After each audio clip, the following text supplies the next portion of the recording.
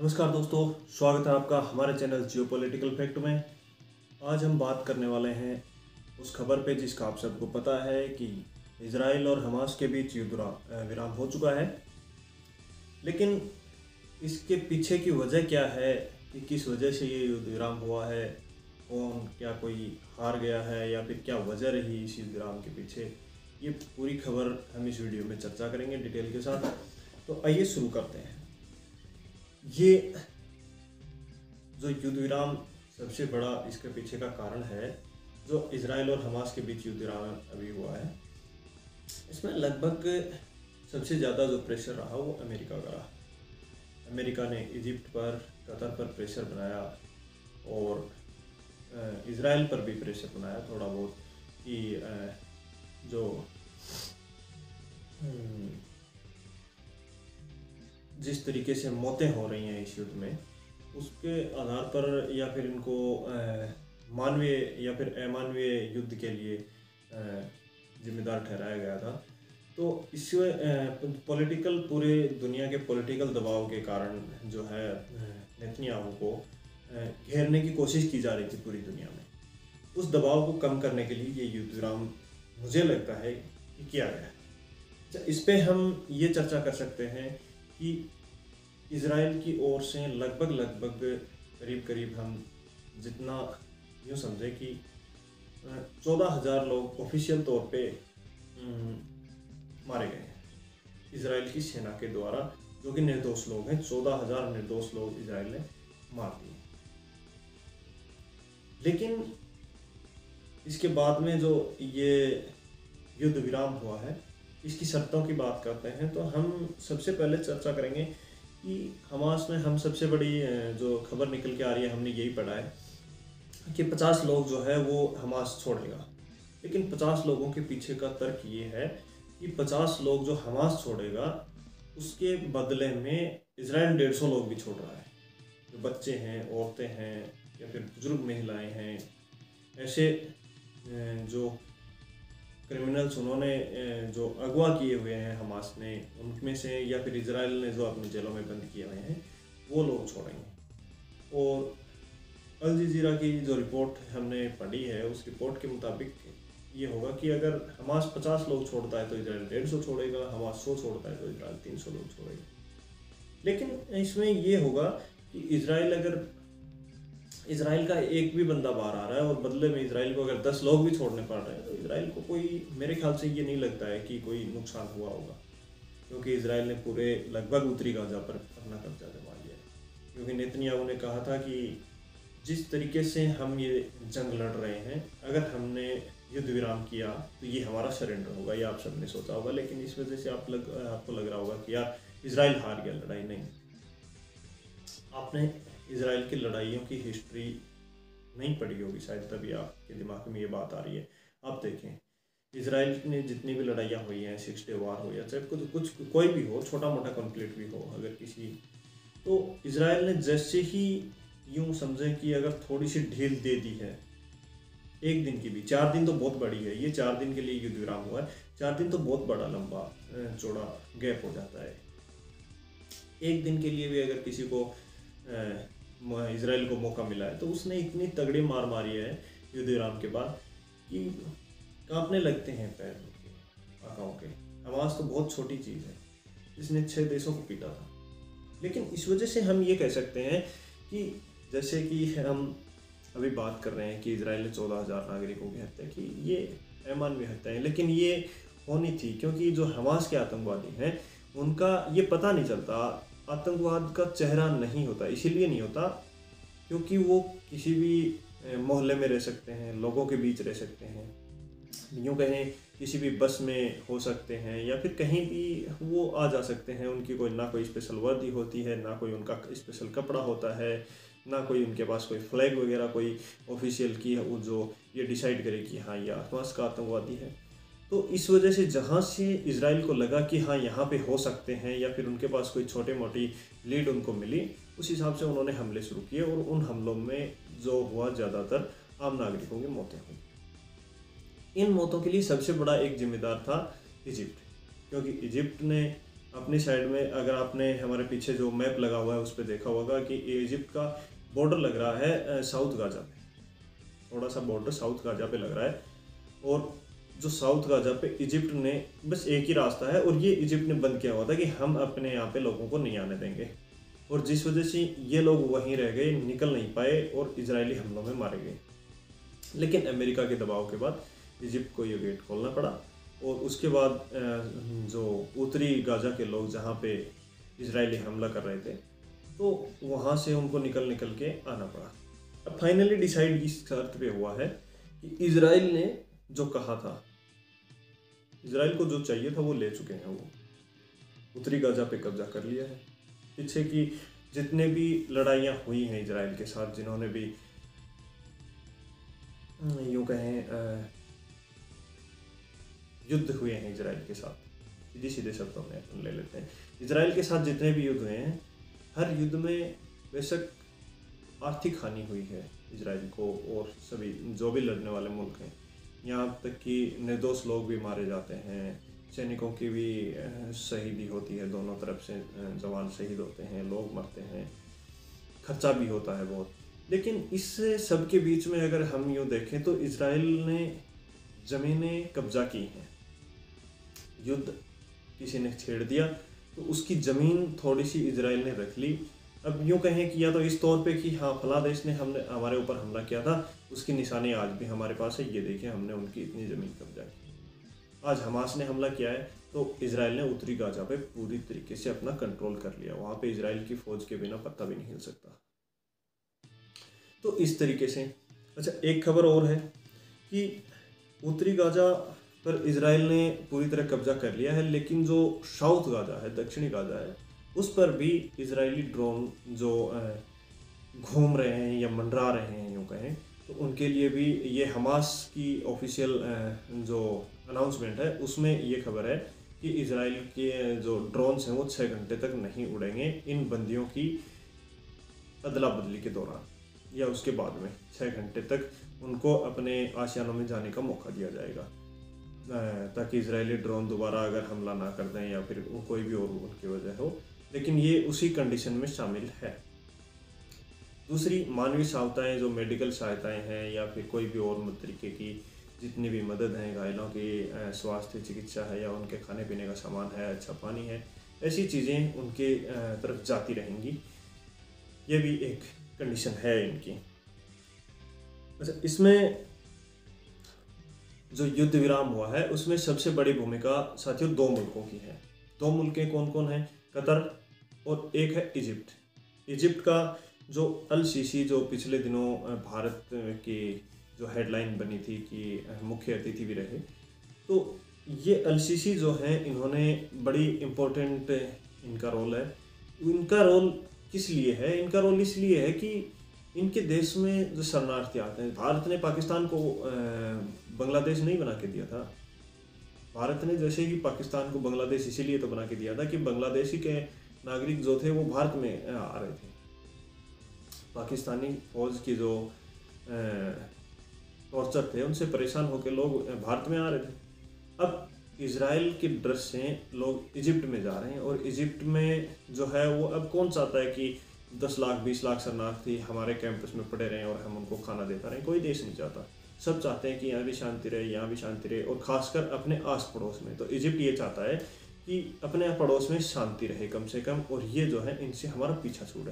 Pressure में आके उन्होंने ले तो लिया है इन लोगों को, लेकिन चाहता यही है कि कैसे भी करके इनसे हमारा पीछा छूटे और ये वापस कैसे भी करके अपने अपने जगह पे जाएं, ये हमारे ऊपर श्राप ना बने। इस वजह से इजिप्ट ने जो है हमास के आगे पैर पकड़े हैं या फिर हाथ जोड़े हैं, या किसी तरीके से हमास को और इजराइल को अमेरिका के दबाव में, या फिर यूँ कहें कि अमेरिका के प्रेशर से कतर ने भी मदद की है। सबसे बड़ा रोल है अगर हम देखते हैं कि इन मामलों में हमास, अल-कायदा और अफ़गानिस्तान में या फिर ISIS में, इन ऐसे जो आतंकवादी संगठन हैं या फिर कोई भी ग्रुप हैं, टेररिस्ट ग्रुप, ऑर्गेनाइज्ड ग्रुप जो हैं, उनके मुख्यालय या फिर उनके जो हेड हैं या उनके जो बड़े नेता हैं वो कहीं ना कहीं कतर में ही उनके ऑफिस हैं और वो वहीं सेफली रहते हैं। तो इस वजह से कतर जो है उनका जैसे ऐसे ग्रुप्स का और कोई भी कंट्री के साथ कोई कंट्रीब्यूशन करना होता है, कोई बातचीत करनी होती है, कोई समझौता होता है, तो वो लगभग कतर में ही होते हैं। अगर हम देखें कि अफ़गानिस्तान में और जो अभी लड़ाई चल रही थी अफ़गानिस्तान की और अमेरिका के बीच में, तो अमेरिका जैसे ही अमेरिका के बीच समझौता हुआ, तो वो समझौता भी कतर में ही हुआ था। तो इस वजह से हम ये देखते हैं कि कतर की जो सरकार है या वहाँ के नेता हैं, उनकी इन ग्रुप्स के ऊपर अच्छी पकड़ है, और उस पकड़ के ऊपर जो है कतर ने यहाँ पे ऑफिसेज, क्योंकि ये इनको पैसा कमा के देते हैं। कतर की सरकार के पास इनसे टैक्स आता है, बड़ा टैक्स आता है, अच्छा पैसा कमाते हैं। कतर में ये ज़मीनें खरीदते हैं, प्रॉपर्टी बनाते हैं, मॉल बनाते हैं, फ्लैट बनाते हैं, कोई भी इंफ्रास्ट्रक्चर होता है उसमें ये इन्वेस्ट करते हैं। इसी तरीके से कतर को फ़ायदा होता है, और वैसे इसीलिए और कतर को ये नुकसान नहीं पहुँचाते या फिर कोई और कंडीशंस हैं जिनकी वजह से ये कतर में शांतिपूर्वक रहते हैं। अच्छा, इसमें ये जैसे ही युद्ध विराम हुआ है, इसमें सबसे पहले रशिया ने खुशी जाहिर की है कि बहुत लंबे समय बाद, जो रूस का मंत्रालय है उसकी तरफ से खबर आई है कि बड़े लंबे समय बाद हमने पूरे दुनिया में एक अच्छी खबर देखी है। ये रूस के लिए बहुत खुशी की बात है और पूरी दुनिया के लिए भी बहुत खुशी की बात है। हम इस पर बड़े खुश हैं और ये जारी रहनी चाहिए। मतलब रूस का कहना है कि शांति ये जारी रहनी चाहिए, हम इस पर खुश हैं। अच्छा, चाइना ने कहा है कि हम किसी भी तरीके की मानवीय सहायताएं जो भी हम भेज रहे हैं वो सहायताएं हम अपनी तरफ से भेजते रहेंगे, और जो भी हमास की मदद है या फिर आम नागरिकों की, चाहे इजराइल को तो मदद की ज़रूरत ही नहीं है, हमास में या फिर यूँ कहें फिलिस्तीनियों की या फिर गाजा में रहने वाले आम नागरिकों को हम मदद भेजते रहेंगे, ये कहना है चाइना। यूएन का जो प्रेसिडेंट है उनकी हम बात करें। यूएन के प्रेसिडेंट, यूएन को बनाया इसलिए गया था सेकेंड वर्ल्ड वॉर के बाद कि दुनिया में कहीं भी युद्ध ना हो, झगड़े नहीं होने चाहिए। लेकिन हालांकि वर्ल्ड वॉर जैसी सिचुएशन बहुत बार बनी भी और फैली भी, लेकिन दो देशों के मध्य जो लड़ाइयाँ हैं वो यूएन के बनने के बाद ऐसे मामले बढ़ गए। जो कंट्री टू कंट्री वॉर हैं वो बढ़ गई हैं। कॉन्फ्लिक्ट्स जो है कोई भी दो कंट्रीज़ के बीच में आप ले लीजिए, कोई भी टेररिस्ट ऑर्गेनाइजेशन के बीच आप ले लीजिए, जब तक वर्ल्ड वॉर 1 चला, वर्ल्ड वॉर 2 चला या उससे पहले जितनी की एकदम अनकंट्रोल्ड पावर थी, जिनको रोकने वाला कोई नहीं था, उनके दौर में ये था कि टेररिस्ट ऑर्गेनाइजेशन ग्रुप नहीं थे, और थे तो बिल्कुल कोई नाम मात्र के छोटे मोटे ग्रुप थे। वो इतने हाईली पावर्ड और हैवी वेपन्स उनके साथ नहीं थे, और ऑटोमेटिक जो आजकल गन्स वगैरह और लेके घूम रहे हैं उनकी हम बात करें तो वो उनके पास नहीं होते थे। लेकिन जैसे ही वर्ल्ड वॉर सेकंड ख़त्म हुआ और उसके बाद जितने भी नए नए आविष्कार इन लोगों ने किए हैं, नए नए हथियार इस दुनिया में आए हैं, बने हैं, बड़े बड़े हथियार जो विध्वंसकारी हैं, उनके बाद जो है ये टेररिस्ट ग्रुप भी बड़े होते गए हैं। हालांकि हो सकता है कि ये और आरोप भी लगते हैं अमेरिका जैसे बड़े देशों पे, और ये सही भी हो सकते हैं कि इन्होंने इनकी मदद की। लेकिन यूएन का ये रोल है कि ये किसी भी देश में जो झगड़ा होता है उसको रुकवा नहीं पाता है। कभी भी किसी भी देश की या कंट्री का अगर आपसी कोई मतभेद है, यूएन अपनी तरफ से सुलझाने का बिल्कुल भी प्रयास कभी नहीं करता।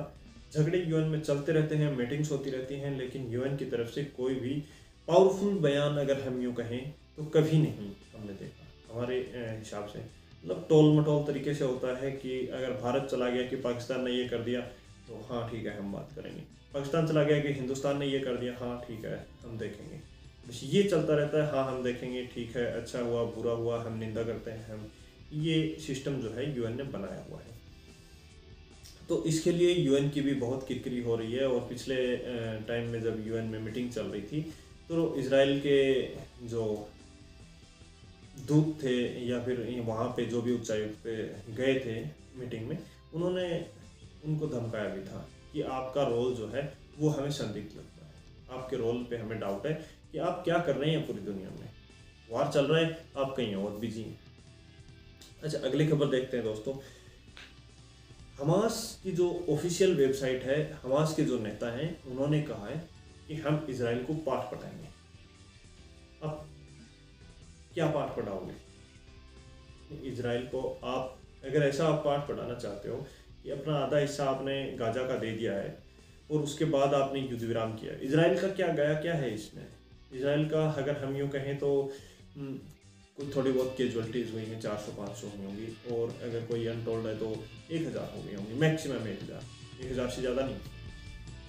लेकिन उसके बावजूद आपकी देखिए ना, इसराइल ने 14,000 आपके आदमी मार दिए। आपके टेररिस्ट जो थे उनकी तो उन्होंने गिनती नहीं की, और जो वो तो ऑफिशियल हैं 14,000, तो 14,000 लोग जो मरे हैं वो तो उनको तो सरकारें कंडेम कर रही है ना। इजरायली सरकार भी कह रही है कि हाँ इतने तो मर गए होंगे, हमास भी कह रहा है, फिलिस्तीन की गवर्नमेंट भी कह रही है कि हाँ इतने लोग तो हो सकता है कि मर गए होंगे। लेकिन कम से कम जो आंकड़े हमें दिखते हैं, जो सरकारें बताती हैं, उससे 2 गुना के करीब आंकड़े, या फिर ज़्यादा भी हो सकते हैं या थोड़े बहुत कम भी हो सकते हैं, लेकिन उससे ज़्यादा ही होते हैं जो सरकारें कंडेम करती हैं। तो ये आंकड़ा 14,000 का नहीं है, ये आंकड़ा कम से कम 25,000 30,000 के आसपास है। इतने लोग अगर इसराइल ने मारे, तो इसराइल अगर आज 300 लोग छोड़ रहा है तो क्या फ़र्क पड़ रहा है भाई? तुमने इसराइल का कोई नुकसान नहीं किया। उनके चलो कोई किसी के घर के शीशे फोड़ दिए और सामने वाले ने आके आपके 4 आदमी मार दिए, नुकसान किसका हुआ? शीशा टूटा उसका या आदमी मरा उसका? इसराइल ने तो तुम्हें धो दिया बुरी तरीके से, तुम्हारा आधा गाजा खाली करवा दिया, उत्तरी गाजा पे आपका कंट्रोल नहीं। आपके कबूतर भी उत्तरी गाजा में, नॉर्दर्न गाजा में नहीं उड़ सकते। तो आप क्या चाहते क्या है आप? और जो आपके पास जो बचा खुचा वो एरिया है वेस्ट बैंक का, और जो साउथ गाजा का है, वो भी देना चाहते हैं क्या आप? अगर ये देना चाहते हैं आप कि वे साउथ गाजा भी आप देना चाहते हैं इसराइल को, तो बेशक आप ऐसे पाठ पढ़ा सकते हैं, क्योंकि इसराइल का फर्क नहीं पड़ता है। इसराइल को मकसद ही है लड़ना, इसराइल को हारना नहीं है। ये हम आपको पहले वीडियो में भी बता चुके हैं कि इसराइल कभी नहीं हारेगा। इसराइल के ऊपर अगर पिछली बार 6 देशों ने हमला किया था, उससे पहले किसी 5-7 देशों ने फिर हमला किया था। हम यूँ कहें कि पूरे अरब वर्ल्ड, अगर OIC कंट्रीज जितने भी 57 मुल्क हैं एक साथ मिलके भी अगर हमला कर दें तो भी इसराइल नहीं हारेगा। ये चैलेंज है आपको। नहीं हारेगा मतलब नहीं हारेगा, क्योंकि अमेरिका जो है कि सेंट्रल एशिया में अमेरिका को जो बैलेंस बना के रखना है, उस बैलेंस का एक पिलर इसराइल है। अगर ये पिलर गिर गया तो अमेरिका की सेंट्रल एशिया में जो रूस को कंडेम करने की है, क्योंकि रूस की सेंट्रल एशिया में बड़ी पकड़ मजबूत है, और इस को रूस को कंडेम करने में इसराइल को और अफगानिस्तान में और पाकिस्तान में, इन 2-3 जगह पे अपनी पकड़ मजबूत बनाए रखनी है। आपने कभी नहीं देखा होगा अमेरिका को कि पाकिस्तान को कंडेम करते हुए कि नहीं पाकिस्तान की सरकार गलत कर रही है, पाकिस्तान गलत मुल्क है, या फिर पाकिस्तान कोई नहीं, ऐसा कभी नहीं। एजेंसियां जो हैं, अलग अलग फर्म्स हैं, अलग अलग कंपनियां हैं, या फिर यूँ कहें कि ऑर्गेनाइजेशन जो है वो अपने अपने हिसाब से डिक्लेरेशन करती रहती हैं। IMF ने उसको ग्रे लिस्ट में डाल दिया, ब्लैक लिस्ट में डाल दिया, ये सब चलता रहता है। लेकिन अमेरिका ने कभी भी पाकिस्तान को कंडेम नहीं करा कि आप गलत कर रहे हैं। क्यों? क्योंकि अमेरिका की आदत है ना, रशिया के पीछे चाइना को लगाया। अब जब चाइना में देखे ना, इतना पैसा कहाँ से आया? अमेरिका ने दिया चाइना को, अमेरिका की सारी फैक्ट्रियाँ चाइना में लगी, लोगों को रोजगार मिला। अब जब चाइना पावरफुल हो गया तो चाइना के पीछे इंडिया को लगा रहा है। भारत के पीछे लगाने के लिए भी तो कोई चाहिए ना। अब भारत के पीछे पाकिस्तान लगा। अगर भारत की सोचिए कि किसी दिन भारत इतना बड़ा पावरफुल हो गया कि अमेरिका को, हाँ तू कौन है भाई, पूछ लिया, तो उस दिन अमेरिका भारी पड़ जाएगा अमेरिका को। तो ऐसी सिचुएशन के लिए मतलब कि अमेरिका में जो माइंड जो है वो हम जितना सोचते हैं ना, उससे बड़े हाई लेवल का माइंड चलता है पूरी दुनिया में। USSR को तोड़ दिया, कितने देश बना दिए, तो रशिया के पास आधी पावर नहीं बची। तो अमेरिका तभी तो पहली दुनिया कहते हैं। अमेरिका को पहली दुनिया यूँ ही नहीं कहते, वहाँ पे 1 नंबर के माइंडसेट वाले लोग रहते हैं। वहाँ के पे दिमाग इतना चलता है, आपका जहाँ पे ख़त्म होता है ना, वहाँ से उनकी शुरुआत होती है कि हाँ ये तो यार उन लोगों ने सोच लिया, वहाँ इससे आगे का सोचो। ये सिस्टम चलता है अमेरिका में। आप कहाँ बात कर रहे हो अमेरिका की? चाइना के पीछे अब भारत को खड़ा करने का कोशिश कर रहा है। नई नई फैक्ट्रियाँ लग रही हैं। आपको क्या लग रहा है? ये आप लेके आ रहे हैं, भारत लेके आ रहा है? इसकी वजह से आ रही है। ये अमेरिका की वजह से ही आपके पाले में आ रही हैं कि चाइना को कमज़ोर कैसे किया जा सके, और आने वाले 10, 20, 30 सालों में चाइना कमज़ोर होगा और इंडिया मजबूत होगा अमेरिका की वजह से। क्योंकि अमेरिका चाहता नहीं है कि चाइना इतना पावरफुल बने कि अमेरिका की आंखों में हटके। अमेरिका नहीं चाहता कि चाइना कभी भी बनेगा, और अब चाइना का डाउनफॉल आने वाला है। तो ये थी। अच्छा, इसमें दोस्तों क्या होता है कि हमने एक मुहावरा सुना होगा कि आवश्यकता ही आविष्कार की जननी है। दूर से इजराइल के पास आयरन डोम आपने नाम सुना होगा, लेकिन ये 70 लगभग किलोमीटर के आसपास की रेंज ही इसकी है कि इतनी दूर तक का ही एरिया ये कवर कर सकता है। और ये बहुत बड़ी मुसीबत साबित हुई, क्योंकि जैसे ही हमास ने हमला किया तो ये आयरन डोम की रेंज के बाहर से शुरू किया इन्होंने। तो आयरन डोम को जब तक पता चला कि उनके पास मिसाइल हवा में और फिर इतनी भारी संख्या में, तो इजराइल जो आयरन डोम जो था इजराइल का, ये काम तो किया इसने, लेकिन इसकी जो सेंसिटिविटी इसके बुते से बाहर का काम हो गया। लेकिन जिस तरीके का अभी माहौल इजराइल को देखने को मिल रहा है कि ईरान भी उसके खिलाफ है, इराक भी उसके खिलाफ बोल रहा है, और सब जो OIC कंट्रीज़ हैं, इधर अब्दुल्ला की आप गैंग देखें, लेबनान देखें, सीरिया देखें, या फिर फ़िलिस्तीन तो है ही है चल रहा है, कतर भी देखें, सारे इस्लामिक मुल्क जो हैं, पाकिस्तान देखें, ये इजराइल को घेरने में लगे हुए हैं एक तरीके से। तो अगर इजराइल ये सोच के कि लगा तो हुआ ये पहले से थे, लेकिन इजराइल ये सोच के इनके प्रयास कर रहा है कि कहीं ना कहीं कल को अगर ईरान ने हमला कर दिया मिसाइल से, ईरान ने इजराइल पे मिसाइल हमला कर दिया, तो वो उसको कैसे रोकेगा, उसको कंडेम कैसे करेगा, उस हमले को रोकने के लिए उसके पास कुछ है। इसी दौरान उनकी प्लानिंग तो शायद पहले से चल रही होगी, क्योंकि 1-2 महीने में कोई भी इतना बड़ा प्रोजेक्ट है वो तैयार नहीं होता, उसके लिए सालों लगते हैं। लेकिन इस बीच में एक खबर ऐसी आई है कि इजराइल ने एक ऐसा डिफेंस सिस्टम तैयार कर लिया है, उसका नाम आपको है arrow aerial defence system. Arrow aerial defence system, ये बिल्कुल जैसे ही रशिया का S-400 आपने नाम सुना होगा। इसमें 400 का मतलब होता है कि इसकी रेंज 400 किलोमीटर है, 500 का मतलब है इसकी 500 किलोमीटर है। लेकिन इस एरो एरियल डिफेंस सिस्टम की range 2000 kilometre 2000 kilometre arrow aerial defence system इसकी रेंज है कि 2000 किलोमीटर दूर तक अगर कुछ भी उड़ा तो उसी के घर में जाके मारेंगे। अगर ईरान ने कुछ भी गलत हरकत की इजराइल की तरफ, सबसे बड़ा काम वही है, क्योंकि ईरान जो है वो बड़ा अमेरिका के खिलाफ जाने वाला है, और एटॉमिक ताकत हासिल करने के लिए उसने बड़े प्रयास किए हैं, और उनके साइंटिस्ट को मारने में भी मोसाद की बड़ी भूमिका रही है, जो इजराइल की खुफिया एजेंसी है। तो इस वजह से ईरान और इजराइल का बड़ा जो कूटनीतिक कहें या फिर पॉलिटिकल कहें या फिर कुछ अंडरग्राउंड आप जिसको कहते हैं कि अंदरूनी लड़ाइयाँ चल रही हैं, और उसके लिए कभी भी ईरान इजराइल पे हमला कर सकता है। जिस दिन भी वो कैपेबल होगा कि आज हम इजराइल को मार सकते हैं, वो ज़रूर करेगा। और इजराइल ने इसी खतरों से निपटने के लिए इस एयर डिफेंस सिस्टम को ईजाद कर लिया है, जिसकी रेंज 2000 किलोमीटर है, और ये पूरी दुनिया का सबसे लंबी रेंज वाला हो सकता है। इसकी रेंज पूरी दुनिया में सबसे लंबी है 2000 किलोमीटर, और पूरी दुनिया में तहलका मच गया है कि ये इन्होंने कैसे बना लिया और क्यों बना लिया, इनके काम क्या है। तो ये हमारी खबर है।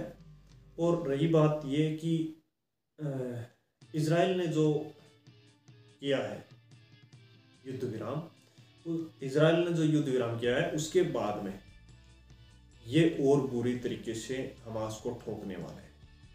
हमास की हालत खराब होएगी। हमास इनके जो मंत्री हैं पीएम नेतन्याहू के, उन्होंने अपनी मोसाद जो एजेंसी है कि हमास के जितने भी बड़े नेता हैं पूरी दुनिया में कहीं भी रहें, उनको ख़त्म किया जाए। जब तक ये ख़त्म नहीं होंगे तब तक ये हमारी लड़ाई जारी है। तो मेरे ख्याल से जो भी हमास के नेता हैं, जिनको भी लगता है कि हम बड़े लीडर हैं, जिनकी प्रॉपर्टियां हैं कतर में, सऊदी में या दूसरे देशों में, उनको भूख लगनी बंद हो गई, उनके हाथ पैर कांपने लगेंगे, क्योंकि ये आदेश जो है वो मीडिया में आ चुका है। और मीडिया में आने के बाद कोई भी चीज़ आप वो कंडेम करनी होती है, चाहे उसकी कीमत जो भी आपको चुकानी पड़े। और इन्होंने पहले ही कहा था कि हम युद्ध विराम तभी करेंगे जब हमें लगेगा, हमारा युद्ध विराम करने का मतलब होगा कि इजराइल ने सरेंडर कर दिया।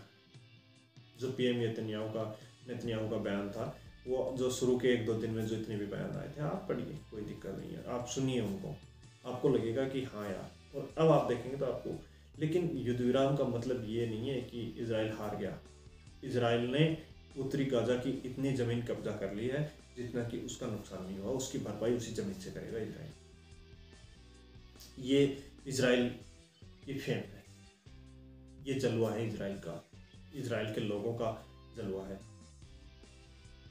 तो धन्यवाद दोस्तों, हमारी खबर में बस इतना ही। आगे इस जो युद्ध विराम के अंदर क्या होने वाला है, वहाँ से लोग जो छूट के आएंगे वो मीडिया को क्या बताएंगे, आगे उनके साथ क्या रिएक्शन होने वाला है, और इजराइल का आगे जो भी एक्शन होगा वो यहाँ तक का हमने आपको बता दिया है, आगे और बताएंगे। हमारा वीडियो अगर आपको अच्छा लगा हो, जानकारी अच्छी लगी हो, तो लाइक, शेयर और सब्सक्राइब जरूर करें। धन्यवाद।